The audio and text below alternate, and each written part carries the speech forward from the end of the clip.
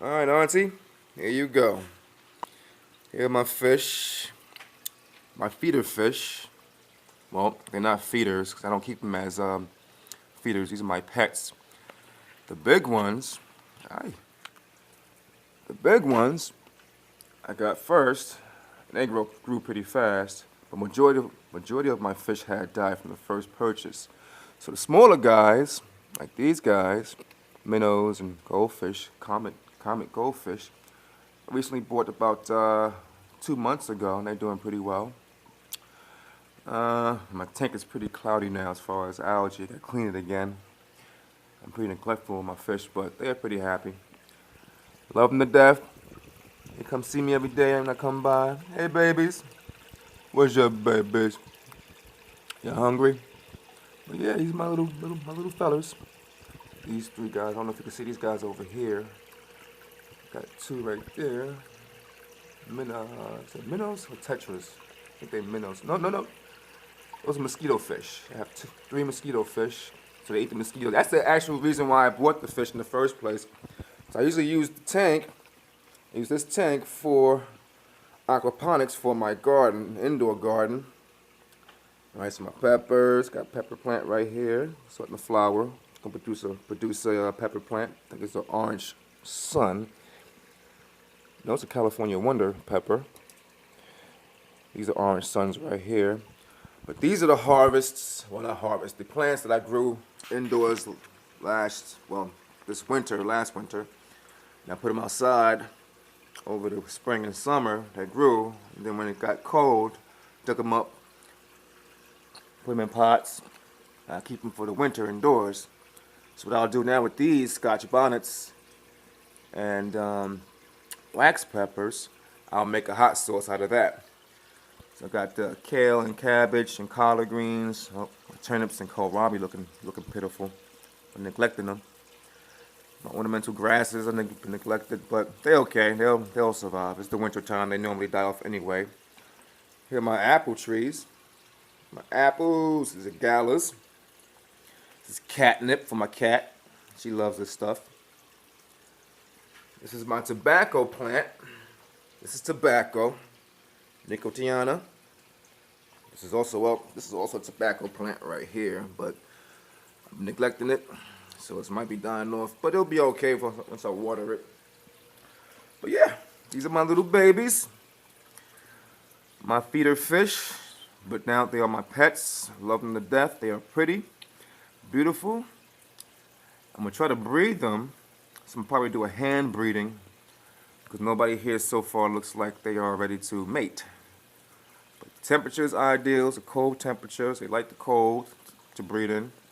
Only thing is they don't have no sunlight, true sunlight. They start breeding in the very early stages of dawn, early dawn they breed. For some reason, sunlight kicks off their mating habits. But I guess we feed them now, because I didn't feed them yet this morning. Well, but mainly, like I said, this is mainly for my aquaponics. So the fish poops in the water. I would pump the water up to a grow bed that has the plants. The medium that the plants grow in will filter out the water, which will build up nitrites. Well, the bacteria first will grow first, which will convert the ammonia from the fish poop and the fish waste to nitrite. Then other bacteria will take the nitrate to make it nitrite, and nitrite feeds the plants. Plants take the nitrite and puts back in the water clean, fresh, pure water. So I'm trying to get my ecological. Wait, hold on. Trying to help the ecology by doing the right thing by the earth. So here you go, babies. I'll be back about 15 minutes to give you more and see what you did with that. Now, I shouldn't be feeding them from the top. I should be immersing the food in the water because it gives them swim bladder. It messes with their gills. So I should be actually soaking this first. Soaking this first in some water. So let me do that now. So take some fish food. Oh, I can't put it in here. It has a freaking holes in it. Shoot. Well, you get the idea. Well, I'll put some fish food in here. put water so it can get wet. It'll dissolve a little bit better. And as soon as I put it into the water, it'll go straight down into the water so the fish can eat it. But by doing it like this, it's not good for the fish because remember, the fish likes to be in water. Remember, their gills are based in water, so too much oxygen on their gills messes their gills up. But it's curable. It is curable. So far they healthy. I mean, a few die off here and there, you know, but that's expected being in the conditions they were in originally. But now they're in better conditions. They have current to swim against, so it mimics the natural environment. The only thing I don't have is gravel or any plants or anything from them. I don't have anything for them to play with to keep them active and busy because they're curious animals. I do have a little something here to hide that they can hide into. So I'll probably put some gravel or some rocks down here they can play with. Some plants, get some snails for the algae, clean the algae. But yeah, these are my babies. My non-feeders. I'll probably get some more since the tank is so big. But I have to be careful. Since I'm doing aquaponics, I can't put too much fish in without having enough plants to get rid of the waste. So, but that's it. This is my indoor winter garden. It's kind of jacked up now. I gotta fix it up because I've been too busy to fix it up. But yeah, just hang my lights. This is off. This one. And hang my lights. Start my seeds for the next crop for the spring and summer and fall indoors. The weather gets nice, then I'll take it outside and harden them off and grow my food. Watermelon, peppers, onions, peas, beans. Oh, here's my lemon tree. This is a lemon tree, even though it's kind of hungry. It's lacking nutrients, but I'm letting it starve to make it strong. I'll probably come back with a foil spray and give it some nutrients. Here is I think this was snow pea.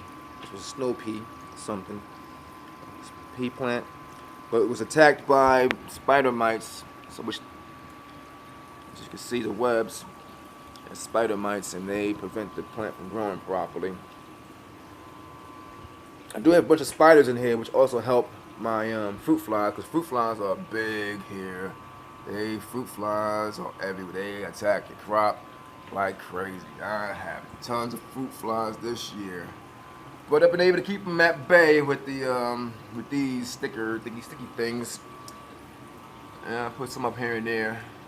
But actually, it's good because the fruit flies actually go in the water, and the fish eat the fruit flies that hit the water. So it's actually a beneficial aspect. So it's a pure ecological system here.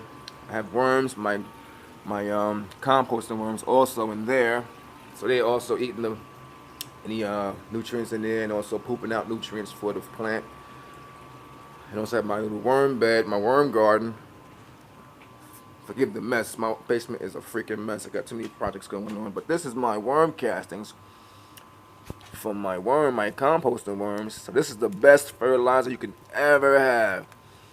So I compost my coffee grounds, tea, old seeds, dead plants. I put them in here. The worms eat them. And what I get in return? Castings, full of nutrients, full of microorganisms. Now take this. I'll put it into a bucket with some molasses. Let that sit, and all the microorganisms will proliferate, become a little sludge, and I'll put it and feed it to my plants. And that's how I do my winter garden. Here's a container of water I just took out from here because this was actually a couple days ago thoroughly green. So I've been ignoring my fish tank. So cleaned it out. Take the water out, pump it into here. So I use this water to water my plants since I don't have the aquaponics set up, pumping water up to my plants, and I don't have no pot set up right now. So my aquaponics is not set up properly, but I will be doing that soon. So I just take the water from the tank, put it into a container. If the container, I'll water my plants. That's it. I don't know if you can see this guy in here. It's a spider in here. I don't know if you can see him or not. He is right. Oops. He is right there. Do you see him? Right? They see it moving? So they catch a lot of the bugs for me. So I encourage spiders in my house. I love spiders. They get the bugs. Because here in Maryland, there's a lot of bugs. A lot of bugs. Tons of different kind of bugs. So I truly, truly encourage insect, predatory insects. Because they kill the insects that attack my garden. And they help me big time. Well, that's it. I don't think there's anything else I could say. Well, my pepper plants lack nutrition, but I'll spray them somewhere. They're gonna get cut back anyway. Once I harvest these off to make my Scotch bonnet habanero hot sauce, I'll cut them back to like here. I'll cut them down at there. So as you can see, they'll grow back anyway, and they'll grow back stronger, thicker. And I can put them anywhere, and they'll survive through any kind of wind, because they'll strengthen up from the base.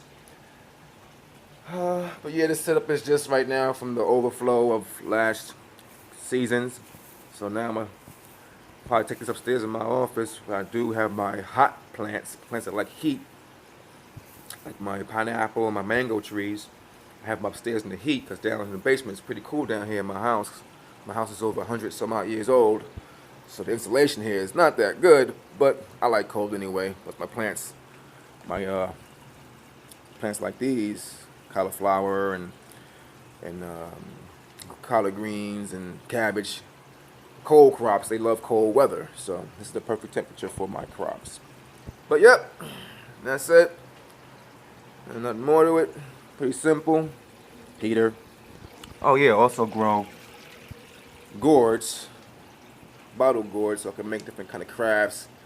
Make a light out of this, birdhouse. So I can convert this to a light and charge $200 for something I grew in my garden. So for people out there saying you don't know how to make no money, that's your fault. You have no skill. There's always ways to make money. Just what have you read lately? What kind of hobby do you have? Just find something that you enjoy doing and find a way to make money out of it. Simple. Alright. Say bye, little guys. Say bye-bye, world.